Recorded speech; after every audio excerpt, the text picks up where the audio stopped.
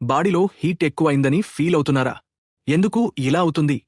ఎక్కువ మిరపకాయ, spicy food ఎక్కువగా తినడం, ఎక్కువ టైం ఖాళీ లేకుండా పనిచేయడం, తగినంత నీళ్లు తాగకపోవడం, సూర్యరశ్మికి ఎక్కువసేపు ఎక్స్పోజ్ అవడం, ఆల్కహాల్ లేదా ఎక్సెస్ కాఫీ తాగడం, శరీరానికి తగిన రెస్ట్ ఇవ్వకపోవడం వల్ల.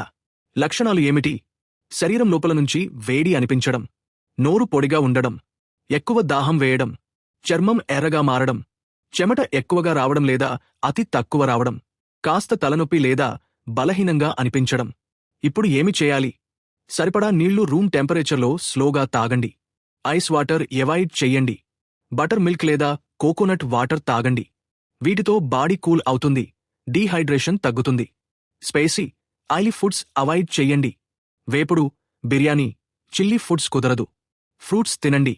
వాటర్ మీలోన్, కీరదోస, మొసాంబీ, ద్రాక్ష వంటి జలభారం ఎక్కువ ఉన్న పండ్లు తినండి. హెడ్, ఫేస్, ఫీట్ కూల్ వాటర్తో వాష్ చెయ్యండి.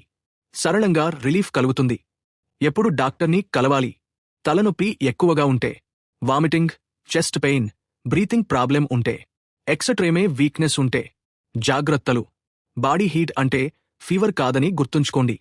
ఫుడ్, డీహైడ్రేషన్ మరియు సూర్యునికి ఎక్కువ ఎక్స్పోజ్ అవడం వల్లే ఎక్కువగా వస్తుంది.